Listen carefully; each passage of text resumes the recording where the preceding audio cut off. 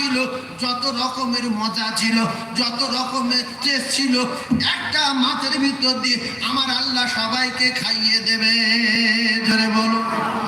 এই জন্য দুনিয়ায় যে কটা মাছ আমরা খেয়েছি, ভেটকি মাছের স্বাদ আলাদা, পার্শে মাছের স্বাদ আলাদা, বাগদা চিংড়ির স্বাদ আলাদা, এমনি করে ভাঙন মাছের স্বাদ আলাদা, ইলিশ মাছের স্বাদ আলাদা।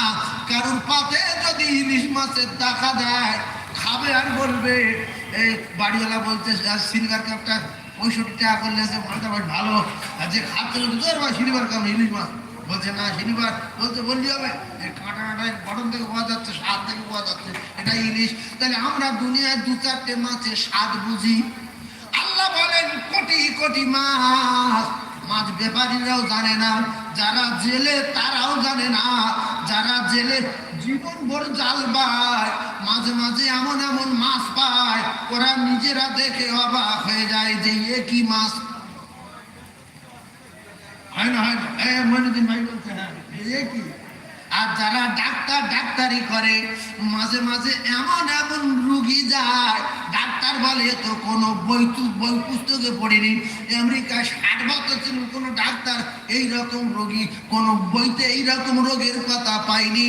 আর আমার জীবনে কোনোদিন এইরকম রোগী আমার কাছে আসেনি, একেবারে নতুন রোগ। হয় না, হয় না। ঠান্ডা মাথায় বোঝেন, তাহলে পৃথিবীর যত স্বাদ আল্লাহ একটা মাছের ভিতর দিয়ে খাইয়ে দেবেন। এইবার আর একটা কথা মাথায় রাখেন, আমার আল্লাহ পাক দুনিয়াটা রুটি তৈরি করবে কেন, দুনিয়াটা রুটি বানাবে কেন, পুরো পৃথিবীটা রুটি হবে। আর আল্লাহ পাক তার জান্নাতের বান্দাদের খাইয়ে দেবে।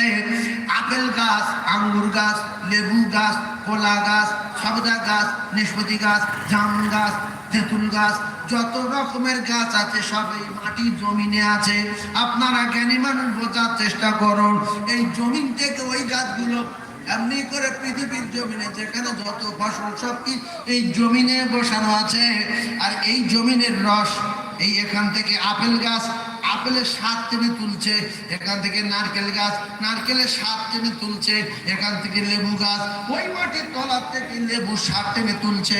তাহলে একই জমিন, এখানকার স্বাদ আলাদা, এখানকার স্বাদ আলাদা, এখানকার স্বাদ আলাদা, এখানকার স্বাদ আলাদা, ওখানে টমেটো গাছ, ওখানে নাশপাতি গাছ, সেখানে আঙুর গাছ, একই মাটি কিন্তু স্বাদ আলাদা আলাদা।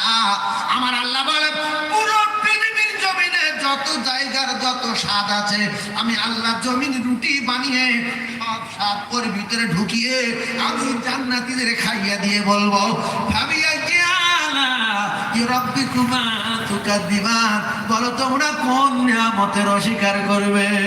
আমি আল্লাহ সব নিয়ামত তোমাদেরকে দিয়ে দিলাম। এইবারে আসেন, এরপরে কলিজার টুকরারা, যুবকেরা, জওয়ানেরা, গরুর গোশ আল্লাহ খেতে দেবেন কেন?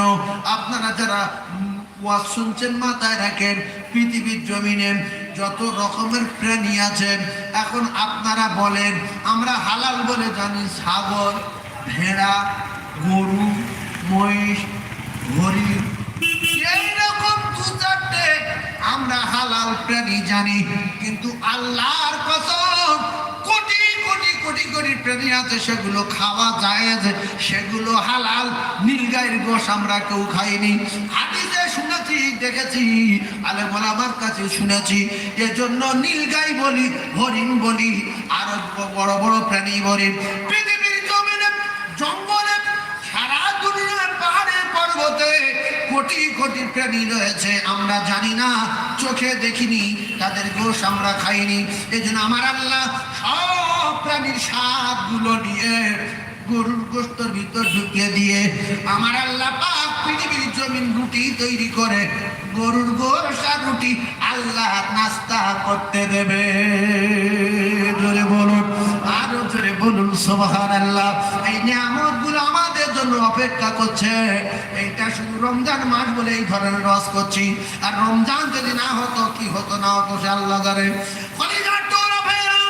তাই রমজান মাসের রস, এই রমজানের পাওয়ারের কথা, রমজানের পাওয়ার, রমজানের ক্ষমতা এত কেন আমি প্রথমে আপনাদেরকে জানিয়েছি। এই রমজানের একমাত্র ক্ষমতার পাওয়া রমজান মাসের শুধু আল্লাহ পাকের কোরআন নাযিল হয়েছে বলে।